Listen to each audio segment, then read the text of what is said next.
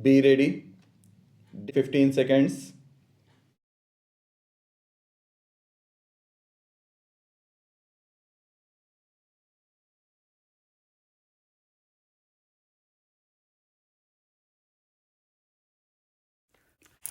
Mr.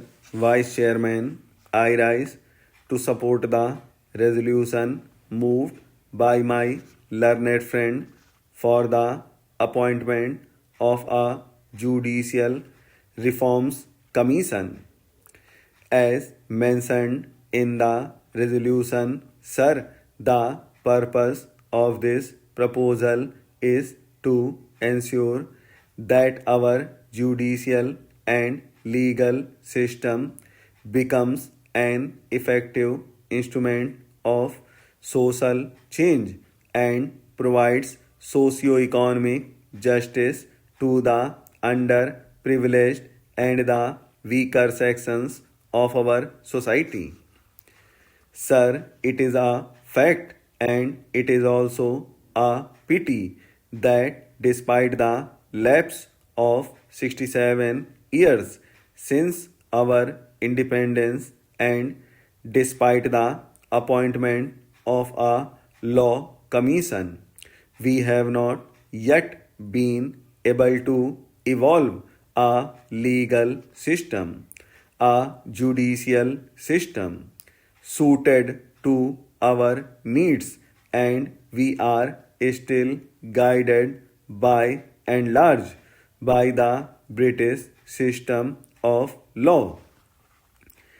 It was in the last century that four law commissions were appointed, and people like Macaulay and others were there to frame the laws for us, and these laws were basically meant for ruling the colonial people and meant for the colonial regime, and we are still being guided by these very laws.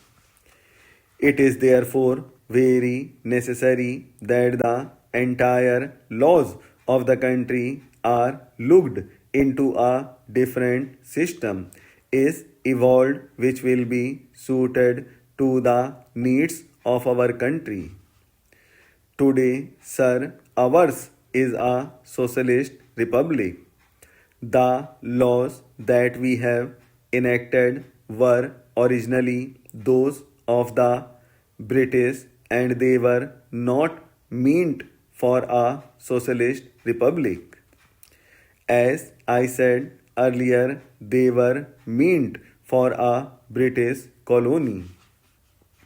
But, sir, today the judicial system has to be an instrument of social change so that the society may be developed on the desired socialistic pattern.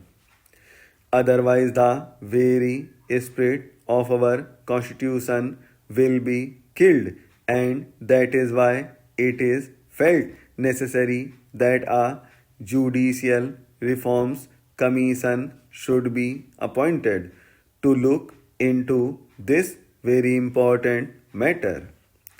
Sir, according to me, the judiciary is not merely an interpreter of law.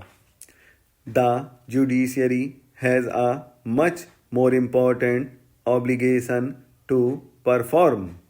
The judiciary in a democracy like ours is also the protector and the watchdog of the citizens' rights and privileges, and we find today that the judicial or the legal system as it stands today is entirely helpless.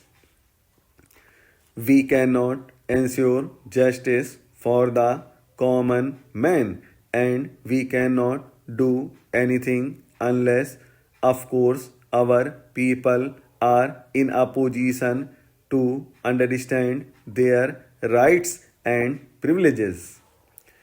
They also have no means by which they can take their matters to a court of law for justice, and unless these two things are done, our courts will keep quiet, will just watch the exploitation of man by man in our country, and of course, like passive onlookers, they would be just doing their duty as a formality.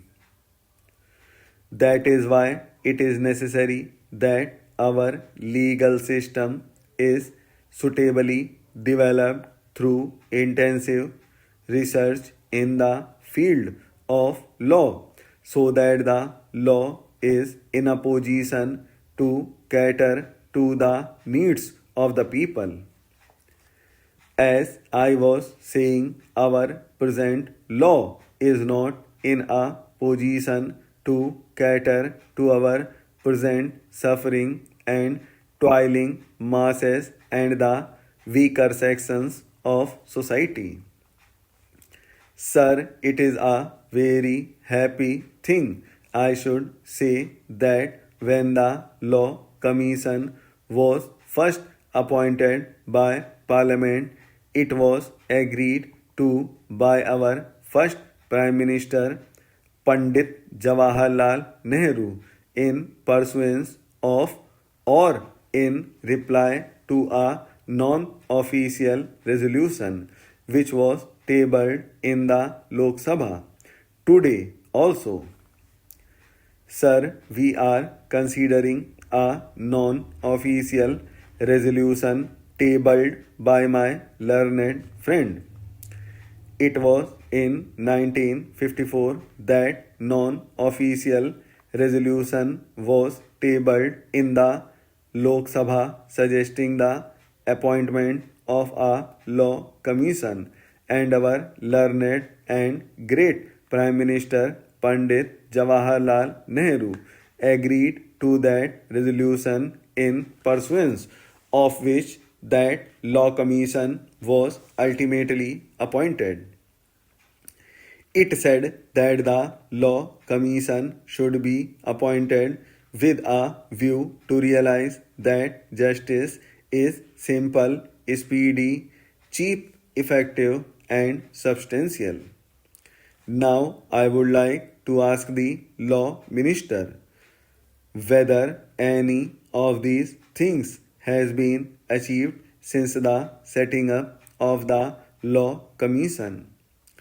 We have not been able to make justice speedy. We have not been able to make justice cheap. We have not been able to make justice effective, and we have not be able to make justice substantial. We have failed miserably in all these, and that is why today millions and millions of our countrymen who are not able to knock at the doors of justice, on the temples of justice, are not in a position to get social justice and economic justice.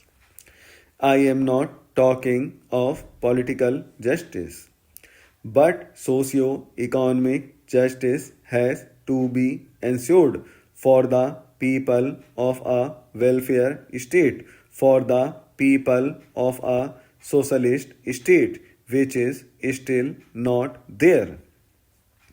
Therefore, since our legal system is not conducive to the establishment of a socialist pattern of society, the system has to be changed. A thorough research has to be done, and the matter has to be probed into deeply.